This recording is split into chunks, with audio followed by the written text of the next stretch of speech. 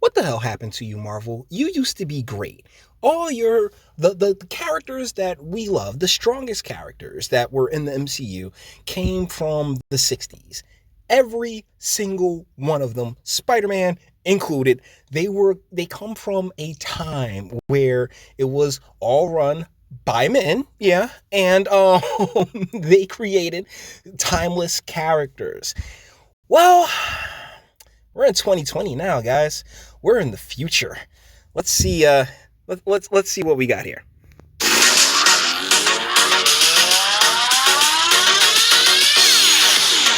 My name is Daniel Kibblesmith, and I am the writer of New Warriors #1. How much testosterone are you losing listening to this man talk? Oh my goodness. So, something that I talk about on this channel rather often is the difference between masculinity and femininity. And something that I've never denied is that we both have estrogen and testosterone in us. Such a gentleman is kind of, just seeping more estrogenics than, someone who's going to bring you anything worth, anything of, I guess, heroic measure. Let's go. Interested in the New Warriors later. I remember seeing them on the shelf when I was a kid, picking up comics in the 90s and just feeling like they were too cool for me. Like I was intimidated. Wow. Too cool? They were too cool for... Oh my God. There's no such thing as too cool. Deadpool proves that. Okay, that not so much. It can be a bit annoying, but at the same time, I mean, as guys, there really should be no such thing as too cool because, shoot, we like cool shit. By, Night Thrasher had a blade coming out of his wrist. Nova was really buff.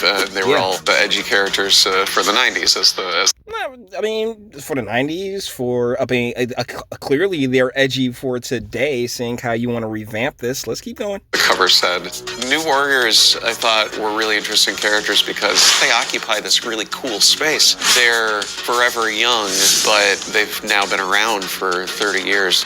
My editors on the previous... That's the thing. All like I said, the characters that we like best, just as a collective, the ones that really actually have character are the ones that came from a time where character was necessary. Now, I mean, the country in and of itself is so, I guess, soft and nice and cordial that this type of moisture can be allowed to rise.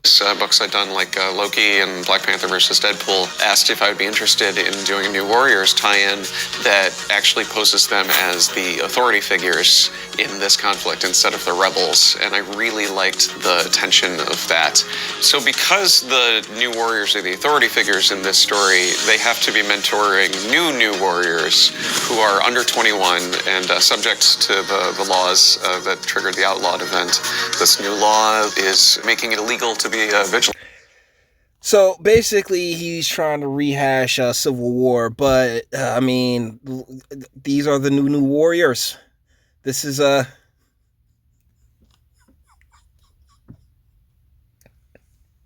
He was, I guess, when he said that the old squad were too cool for him, he decided to take it in a completely different direction. It's under the age of 21. The artist on New Warriors #1 is Luciano Vecchio. He designed all of the new Warriors. Fire him now. Fire him immediately. I mean, honestly, I've seen Rob Liefeld stuff that I like better. And gave them costumes that felt as modern as the New Warriors costumes to sort of feel classic and instantly familiar. So the first character that we're introduced to is Trailblazer. She's group home and...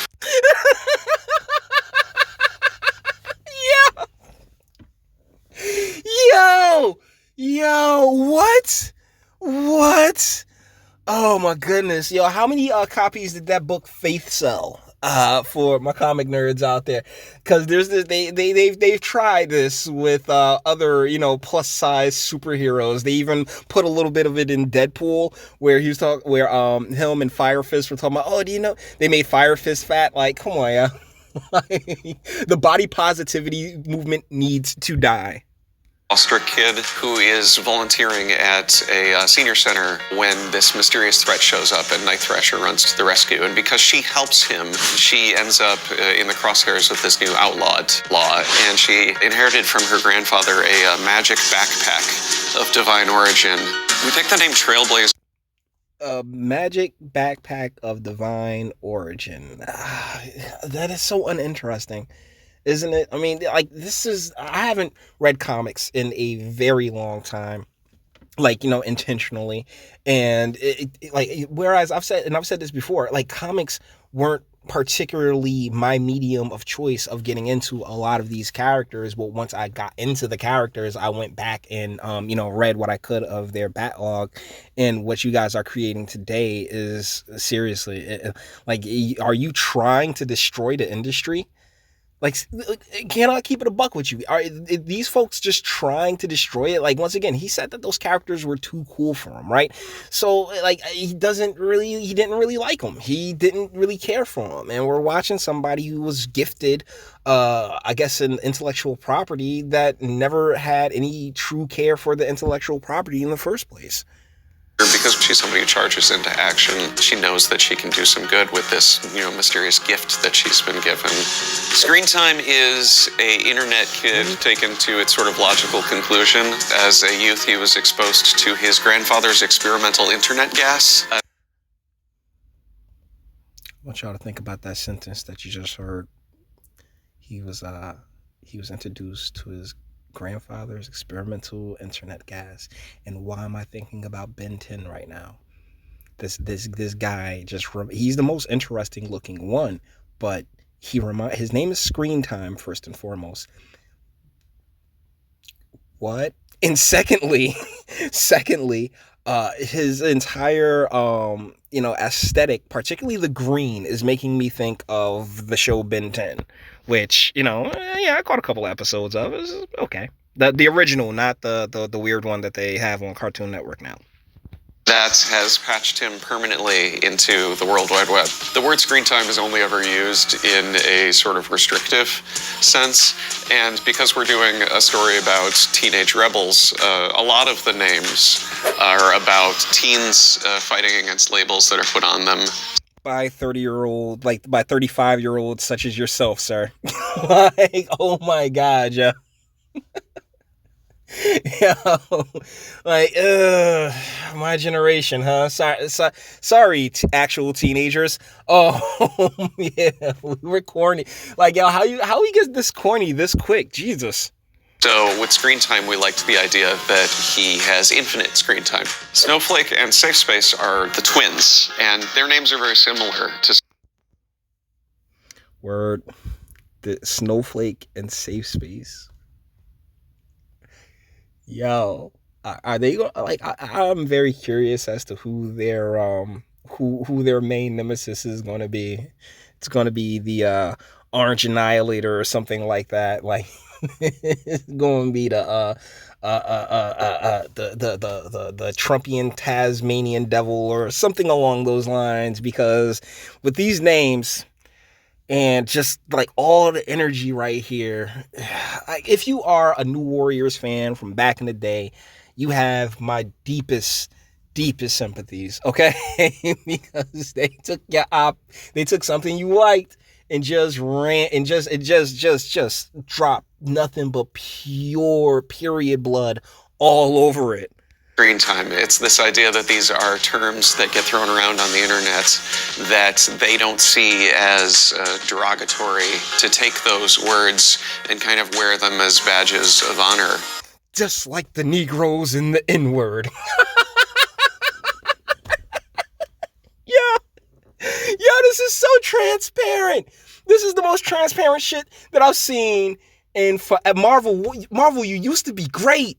Oh, Stan Lee, I hate to say it, but I'm glad that this is taking place after that man has left the mortal coil, because this right here is just bananas, bro. Bananas. Safe Space is kind of a big, burly, sort of stereotypical jock. He can create... That's big and burly. That is big and burly to you. Word? Oh, my goodness. force fields, but he can only trigger them if he's protecting somebody else.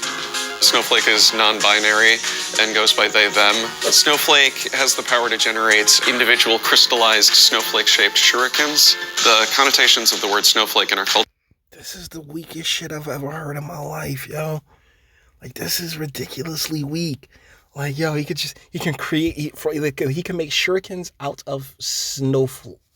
Oh my goodness. Why am I getting the Aqualad feel off of this one, the non-binary one?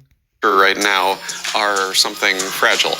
And this is a character who is turning it into something sharp. Snowflake is the person who has the more offensive power, and Safe Space is the person who has the more defensive power. The idea was that they would mirror each other. Actually, I mean, like, they're both pretty offensive as far as I'm concerned.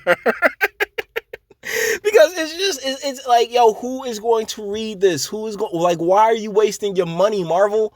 Like, Jesus, this is like keeping a door open while like running the AC while in the middle of December. You know, like, bro, why? Like, this is just a waste of money. Why are you doing this? This makes absolutely no logical sense. But female brain, right? I mean, and not him. I'm pretty sure there are tons. There's just a lot of feminine energy just dripping off of this entire presentation. And complement each other. B negative is the goth kid. When he was a baby, he got a rogue life-saving blood transfusion, we assume from Michael Morbius, and now he has a very similar look and very similar vampire powers. Wow, this is the best y'all could do. Is this really the best y'all could do? I don't believe that. There are tons of people out there creating, you know, because like I said, I don't read comics anymore, but there are tons of people out there still creating, you know, books. I think the dude from your boy Zach, he has Expendable comics, IDW. Like, there's tons of artists out there who if you gave them an IP, could do it, you know, some type of justice, make it something interesting that a guy will want to read, will want to sit down and watch, not playing these away games, going after the female demographic because you want to raise other people's children, when in reality you should be looking to make money, and by making money you put out the coolest shit. You know, you cool people with good powers, good storylines and character arcs and the like. I mean, that's the type of shit. I mean, story and character should go above every and anything else. Before the powers, before anything else like that, the story and the character matters most. But all we're hearing is, oh my goodness, just a whole bunch of virtue signaling terminology. You know, a whole bunch of grievance study terms, and this is ridiculous. Negative also is obviously a pun. It's a blood type, which is great for a vampire character. And it's also a proud ownership of the idea of having a bad attitude. I want the people who read our new... We shouldn't be proud of having a bad attitude. Like, I mean, like, wow, you really took the 90s and just ran with it, right? Because beneath the attitude, it was supposed to be a heart of gold. That's why everybody likes Sonic. Because, yeah, you know, I mean, or Knuckles, or whatever. Whatever, like, your furry mascot of choice from the 90s is, all right? They had attitude, but they also care. They were also, you know, they also had a character to them that, you know, was actually honorable. This is just like, oh yeah, you could be a douchebag for douchebag's sake. Like, no, you really shouldn't. You really shouldn't, because we should be trying to make the world better and more pleasant for each other, not being dicks for no reason. Warriors to feel all of the excitement that they felt if they read the 90s one. And they took all well, except for the old girl on fire there, they took all the goodies and cleavage and muscles and stuff like that. They got rid of it because, yes, it has to be softer. We want the people that read this to just basically have soy pouring out of their veins. We want it to have big, colorful characters, personality clashes, romance, a diverse cast, which is something that the New Warriors titles have always strived to make a priority. Was it, though? like, I don't know. I wasn't in the room, but I'm pretty sure it was more about like, particularly back in the day, it was about having them do things and be decent characters was more than likely the priority, and giving them interesting stories was the priority, because these are books, and books are supposed to contain stories that, particularly comic books, like, heroes, anti-heroes, villains. There's so many different ways to tell stories, and that, to the fact that they're not they haven't prioritized the stories, they aren't prioritizing the characters. Now I'm pretty sure they think they're prioritizing the characters, but this isn't a prioritizing of the characters at all. It's prioritizing all of the aesthetics that really don't matter. It's sort of anti I have a dream, because the content of character is what makes all of it far more compelling. So that's the end of this video. And with that being said, all the internet stuff. If you liked it, toss it a like, dislike, go ahead, do that too. Nobody's scared of you. Sub if you enjoy my fantastic voice and you want to give videos like this every single day. Share, because sharing is caring. And YouTube and BitChute and like aren't the biggest fans of your boy over here for very obvious reasons. Bang the bell for notifications and speak. Let me know. What do you guys think in the comments? I mean, this thing's been ratioed to hell. It's only going to get worse. There's a lot of talk about the comic book industry being dead, manga really taking control, and I can't really blame them, because the American companies have gotten so comfortable being terrible that and these artists and storytellers, quote unquote storytellers, still get paid regardless. So I mean, we are looking at what happens when you are just beyond success. This is what happens when you get beyond success. You're no longer hungry to actually go out and make product, or go out and make something worth a shit, because shoot, why should you have to, when you're making all of this, when you got all this Disney bread, right? Either ways, let me know what you guys think in the comments, all right? And until the next one.